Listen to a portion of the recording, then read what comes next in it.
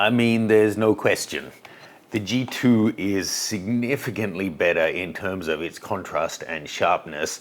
It's smaller, lighter, barely more expensive despite the time difference, and half the price of the Sony lens. It's a no-brainer. If you're looking for a 24-70 for E-mount, I think this is the one to go for. 5 years ago, Sigma released the 24-70 DN art lens for Sony E-mount and a bunch of other mounts. Now they've released the Generation 2, just like Sony released the Generation 2 of their 24-70. Likewise, it's smaller, but it really shares a lot in terms of physical specifications. The Generation 2 lens is using a new high-response linear motor to drive autofocus, rather than the stepping motor that was used in the original 24-70. Now, the original was already a great lens. It is now 100 grams lighter, but it's still an 82mm filter thread. It has 11 rounded aperture blades, just like the previous one, and 19 elements in 15 groups. But it now has 5 aspheric elements rather than 3 in the previous, which shows it to be a somewhat revised optical formula. Note that whilst it's 100 grams lighter than the original Sigma, it's still 50 grams heavier than the Sony G Master version 2, and 200 grams heavier than the Tamron 28-75. So only going up $100 in 5 years is not too bad. It's still about half the price of the latest generation Sony one. So I'll be interested to see how this guy performs and if there is a noticeable difference in autofocus speed, and is there much of a difference in the image quality, given that the optical formula is pretty close between these two. So let's go wander around, compare the two lenses side by side. I'll give you some sample files you can download and see if the upgrade is worth it. One more down. Yes. Is that dry? Yes. Then have a seat.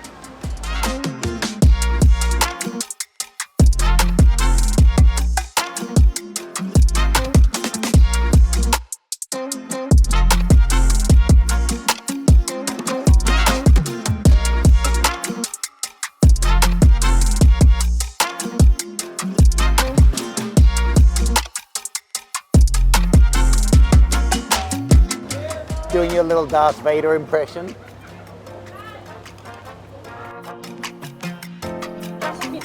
You look like Harry Potter. That's a good pose.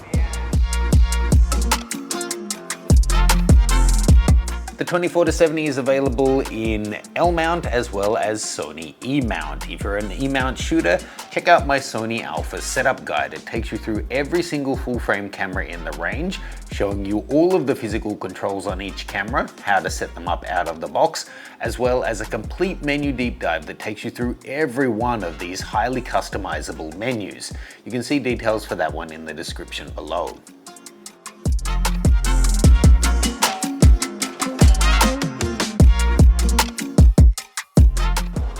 This is your Superwoman pose.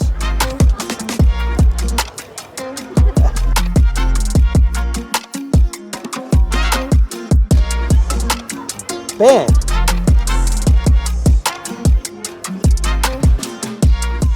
The lens gains a second AFL button and a switch to lock the aperture ring.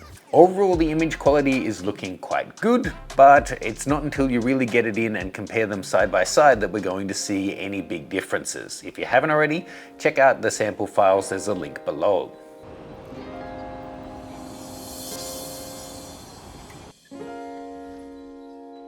Look back that way.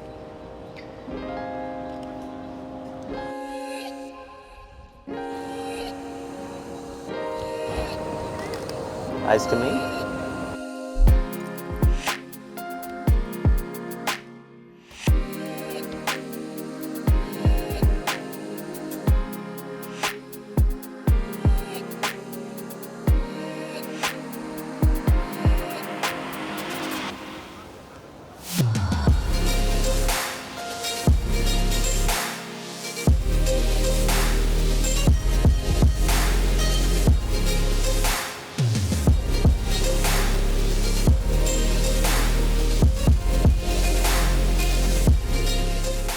Oof, you look like you've killed a man.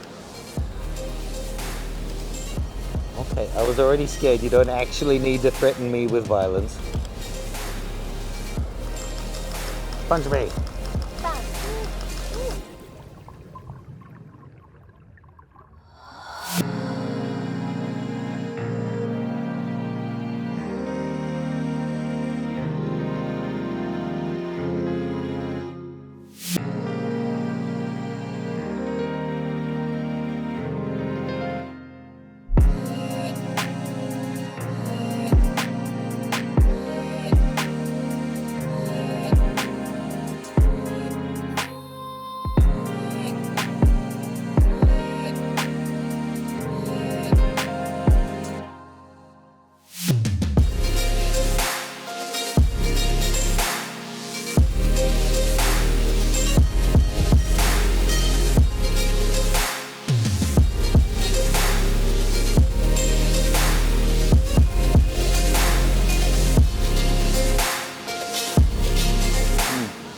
So this guy focuses so close that it's almost impossible to get light in there. Even here, I'm casting a shadow. Gosh, yeah, it's in focus there. It's like a centimeter or two in front of the lens at 24. At 70, a lot easier. But there is some obvious chromatic aberration here. Oh yeah, quite obvious. I'll do another test later, but that's interesting. There's big purple and orange and yellow chromatic aberrations coming in there. Interesting. I'll need to get them in studio to check, but it looks pretty apparent. Hopefully it's not that obvious in portraits, but let me try that too. And then push the button there. This one? As close as you can.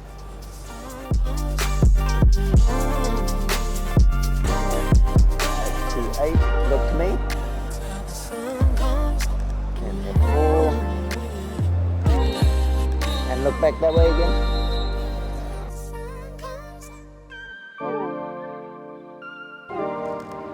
Okay, don't move. I'm not going to move. I'm changing lenses. Da, da, da, da, da. Do, do, do, do, do.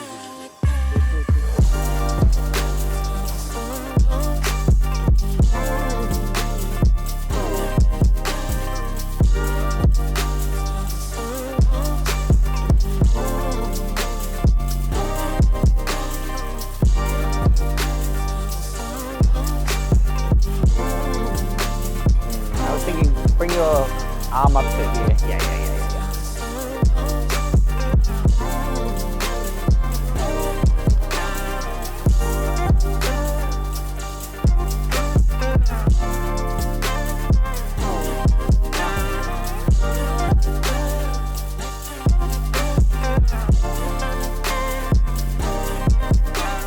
So look, shooting them side by side, it is really nice and fast to focus.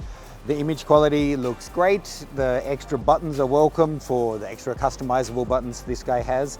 There definitely seems to be obvious chromatic aberration, but we really need to get them in studio to check out how's the image quality one against the other. So make sure you check out the sample files and let's head in studio to look at them side by side.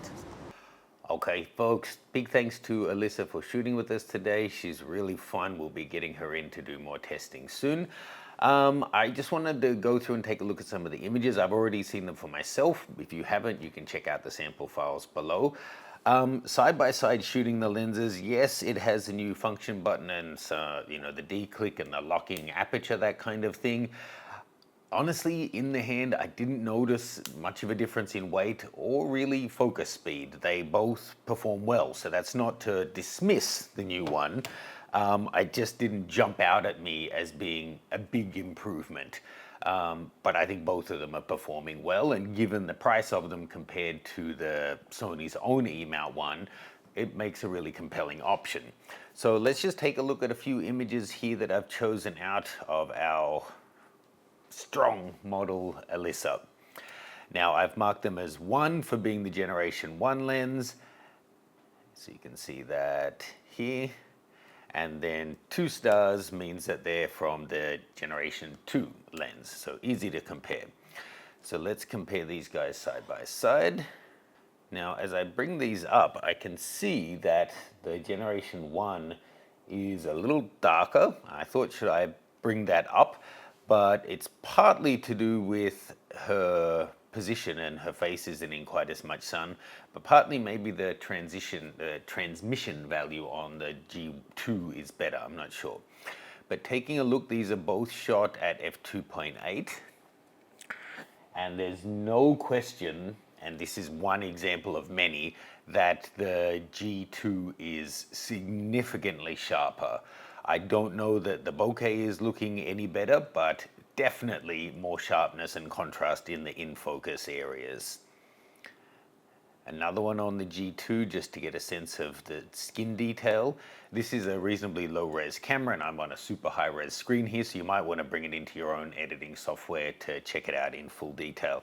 Now here's some that I did at f2.8 and f4 so we could compare. So 2.8 and 2.8, so these are our two 2.8s. So again, this time it's the generation 2 on the left. And again, just look at the detail difference. So much more. The focus is correct on both of them, but there's just a crazy amount of detail and contrast coming through on the second generation. Comparing them at f4. And of course, now it's switched, so it's G2 on the right. Here we are getting pretty good detail through the left side of her face. So you can actually see there, the G1 is no slouch, it's just that the G2 is noticeably better, and maybe it's hitting focus slightly better.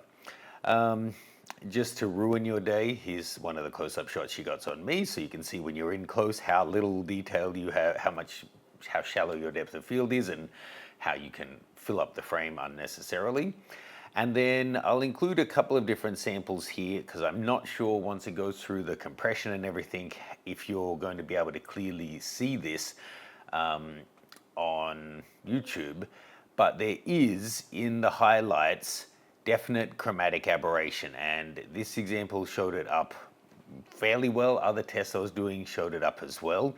But you can see purple and then even in different areas orange chromatic aberration coming up in those areas. So in that kind of a test, if you're doing close-ups or highly reflective subjects, it could be an issue, but on these kind of more general shots, I'm not really seeing it in the backgrounds, so it's not likely to impact what you're doing too much.